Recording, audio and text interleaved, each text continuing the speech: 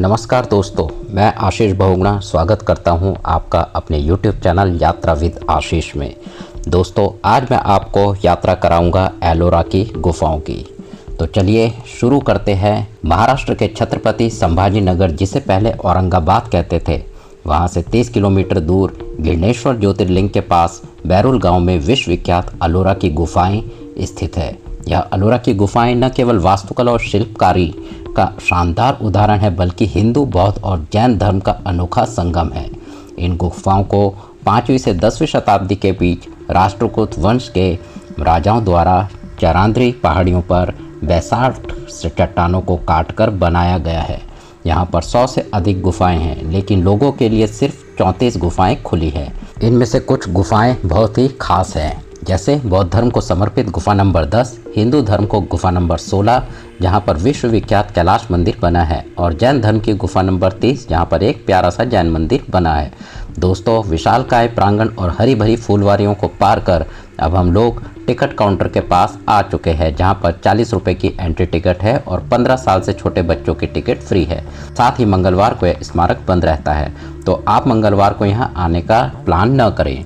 दोस्तों, यह गुफाएं अपनी भव्यता, कारीगरी, नक्काशी और शिल्पकारी से देश ही नहीं विदेशी लोगों को भी अपनी ओर आकर्षित करती है। इस अनमोल धरोहर को यूनेस्को द्वारा 1983 में विश्व धरोहर स्थल में शामिल किया गया है। जैसे ही आप मुख्य परिसर में आगे आएंगे, सामने ही भगवान शिव को समर्पित कैलाश मंदिर है। इसके दाहिने और दक्षिण दिशा में 1 से 12 तक बौद्ध गुफाएं हैं, मध्य में 13 से 29 तक हिंदू गुफाएं और बाईं और उत्तरी भाग में 30 से 34 तक जैन गुफाएं हैं। तो चलिए 1 से लेकर 34 गुफाओं को देखते हैं और जो सबसे खास है उनके बारे में रोचक जानकारी भी साझा करते हैं। तो दोस्तों, अभी हम लोग आ चुके हैं गुफा नंबर 1 के पास में। यहाँ पर बड़ा सा मंडप है। मंडप के चारों ओर कमरे बने हैं। यहाँ पर बुद्धिस्ट मठ रहा करते थे। इन बुद्ध गुफाओं का निर्माण 6वीं से 8वीं शताब्दी के बीच हुआ था।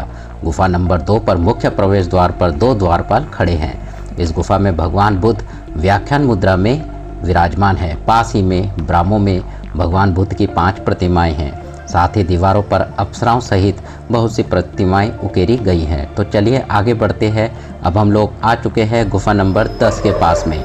इसे विश्वकर्मा गुफा कहते हैं। दोस्तों, यह गुफा बौद्ध धर्म को समर्पित सबसे खास गुफा है। यहाँ का चैत्य विहार 2 मंजिला है। यहाँ की वास्तुकला देखते ही बनती है। यहाँ पर भगवान बुद्ध की 15 फुट ऊंची मूर्ति है, जिनके दोनों तरफ पद्य पानी और वज्र पानी सुशोभित है, और एक स्तूप भी है। साथ में पीठ पर बड़ा सा बोधि वृक्ष भी उकेरा गया है। यहाँ पर बौद्ध भिक्षु भगवान बुद्ध को साक्षी मानकर प्रार्थना करते हैं। दोस्तों, गुफा नंबर 11 और 12 लगभग एक जैसी 3 मंजिला गुफा है। आप यहाँ पर भी समय बिता सकते हैं। तो चलिए अब हम लोग चलेंगे हिंदू गुफाओं में दर्शन करने। सामने ही आप गुफा नंबर 16 देख रहे हैं। जैसे ही आप गुफा के अंदर प्रवेश करेंगे, सामने ही हाथियों द्वारा माता लक्ष्मी का जल अभिषेक करने का अद्भुत दृश्य दिखाई देता है। साथ ही दीवारों पर अनेक छोटी बड़ी प्रतिमाएं उकेरी गई है। मंदिर के बाईं और दाहिनी ओर हाथियों की प्रतिमाएं हैं। साथ ही विजय स्तंभ और शक्ति स्तंभ यहाँ की शोभा बढ़ाते हैं। दोस्तों, ऐसे तो सभी मंदिरों की इमारतों की नींव रखकर नीचे से ऊपर बनाए जाते हैं, लेकिन यह ऐसी वास्तुकला का उत्कृष्ट उदाहरण है जो एक विशाल चट्टान को ऊपर से नीचे की ओर काटते हुए बनाया गया है। आपको जानकर हैरानी होगी, यह दुनिया का सबसे बड़ा मंदिर है जो एक ही चट्टान पर काटकर बनाया गया है। दोस्तों, इस विशाल मंदिर के चारों तरफ हाथियों का समूह देखने को मिलता है। ऐसा प्रतीत होता है जैसे यह पूरा मंदिर यह हाथी ही उठाए हैं। मंदिर को ऊपर से देखते ही पर एक रथ का आकार प्रतीत होता है। मंदिर के चारों ओर बड़ी सी गैलरियां हैं, जिनमें बहुत से देवी देवताओं की प्रतिमाएं तराशी गई है। साथ ही यहाँ पर महाभारत और रामायण का बहुत ही खूबसूरती से चित्रण भी किया गया है। दोस्तों, यहाँ की वास्तुकला इतनी शानदार है कि भारत सरकार ने ₹20 के नोट पर यहाँ का चित्र अंकित किया है। तो चलिए अब हम लोग सीढ़ियों पर चढ़कर दूसरे मंजिल पर आ जाएंगे। यहाँ पर बड़ा सा सभा मंडप है। पहले के समय में यहाँ पर शिव जी को प्रसन्न करने के लिए शिव तांडव और मंत्र उच्चारण का किया जाता था। सभा मंडप की छत और दीवारों पर नृत्य करती हुई अप्सराओं की खूबसूरत आकृतियाँ बनी हैं। मंदिर के गर्भगृह में विशाल शिवलिंग स्थापित है और यह शिवलिंग भी मंदिर वाली एक ही चट्टान को काटकर उकेरा गया है। भक्त यहाँ पर हर हर महादेव का जयकारा लगाते हुए शिवलिंग के दर्शन करते हैं। दोस्तों, इस विश्व विख्यात धरोहर को मुगल बादशाह औरंगजेब ने कई बार नष्ट करने की कोशिश की, लेकिन लाख बाधाओं को पार करते हुए यह मंदिर आज भी अपने गौरवशाली इतिहास के साथ में खड़ा है। तो चलिए अब हम लोग और भी गुफाओं में चलेंगे। दोस्तों, यहाँ पर कुछ गुफाएं 15 से 20 मिनट की दूरी पर है। आप अगर पैदल जाना चाहते हैं तो पैदल चले जाइए। आप अगर चाहें तो यहाँ पर गोल्फ कार्ट से जा सकते हैं। राउंड ट्रिप का 30 रुपये चार्ज करते हैं। अभी हम लोग आ चुके हैं गुफा नंबर 29 के पास में। यह गुफा कैलाश मंदिर गुफा के बाद में सबसे बड़ी और ख़ास गुफा है जो भगवान शिव को समर्पित है। गुफा में प्रवेश करने पर आप रावण द्वारा कैलाश पर्वत को उठाए अद्भुत दृश्य को देख सकते हैं। गुफा के अंदर बहुत से विशाल खंभे हैं। सभी खंभे एक दूसरे के समांतर बने हुए हैं। गुफा के मध्य भाग में भगवान शिव को समर्पित प्यारा सा मंदिर है जिसका प्रवेश द्वार है और प्रवेश द्वार पर जय और विजय द्वारपाल खड़े हुए हैं।